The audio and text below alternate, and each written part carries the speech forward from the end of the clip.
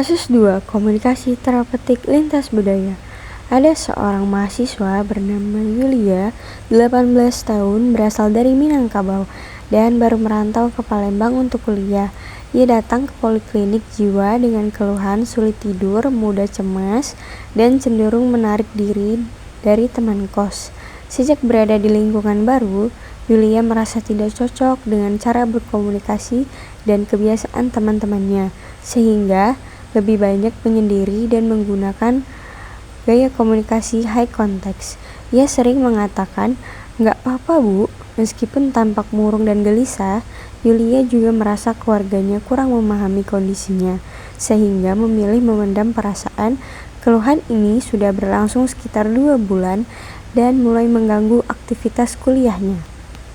Sebelum bertemu Yulia, saya mempersiapkan diri dengan memahami bahwa ia berasal dari budaya Minang yang memiliki gaya komunikasi high context, yaitu cenderung menyampaikan maksud secara halus dan tidak langsung. Saya mempersiapkan sikap, empati, tidak mendesak, menggunakan bahasa yang lembut, serta menjaga privasi ruangan agar Yulia merasa aman dan nyaman untuk bercerita.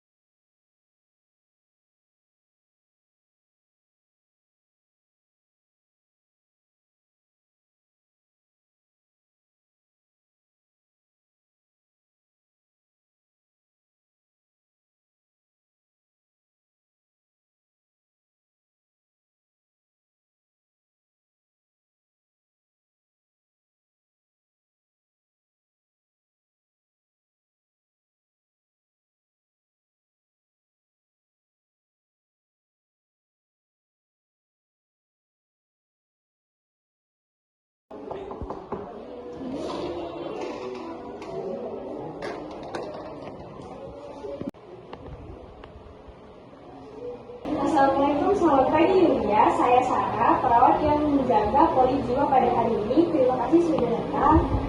Saya perhatikan raut wajahmu tampak cemas dan kamu apakah ada yang kamu pendam? Ya, biasa saja. Tapi dari ekspresimu saya merasa ada sesuatu yang kamu sembunyikan. Tidak apa-apa Yulia, kamu bisa cerita mulai dari yang paling mudah. Apa yang kamu rasakan pada akhir-akhir ini Yulia? Kiranya marah-marah, tenang sih. Banyak perantau juga yang mengalami hal tersebut. Kamu tidak sendirian Yulia.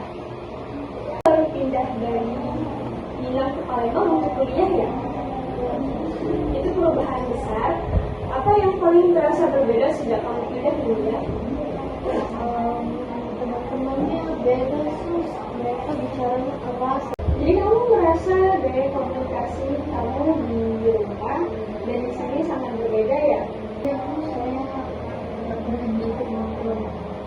Saya bisa bayangkan perbedaan gaya komunikasi, budaya, humor, maupun kebiasaan yang bergaul membuat seseorang menjadi canggung. Apakah kamu juga merindu rumah? Iya sus, kamu juga.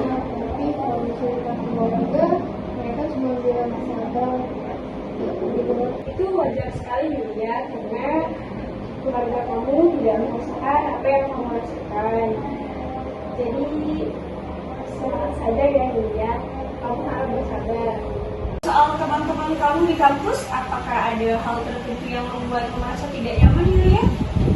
Gampang akrab sih sus, tapi bercanda mereka nggak keras, jadi saya susah mau bergaul. Saya mengerti, kamu berasal dari daerah yang berbeda dan kamu juga dari Minang itu kan bahasanya yang lumayan halus ya. Sedangkan kamu waktu di Palembang, teman-teman kamu di Palembang itu bahasanya berbeda, intonasinya sedikit tinggi, dan hal itu merupakan hal yang sangat wajar dulu ya.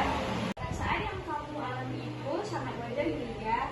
Banyak orang yang pertama kali merantau mengalami hal-hal tersebut seperti kebingungan, cemas, merasa tidak cocok, tidak nyaman. Kamu tidak salah dan tidak sendirian dulu ya. Ingin memahami kamu lebih baik lagi. Apakah kamu saat di rumah bersama keluarga, kalau ada masalah Bagaimana ya Yulia? Kami jarang ngomong langsung sus. Biasanya cuma bilang capek atau bilang nggak apa-apa. Padahal ya ada masalah. Terima kasih Yulia sudah terbuka. Saya sangat menghargai cara kamu berkomunikasi, tidak perlu memaksakan diri untuk berbicara secara langsung. Kita pelan-pelan saja dengan cara yang membuat kamu lebih nyaman. Kamu sudah hebat sekali Yulia bisa berbicara dengan terbuka soal hal ini.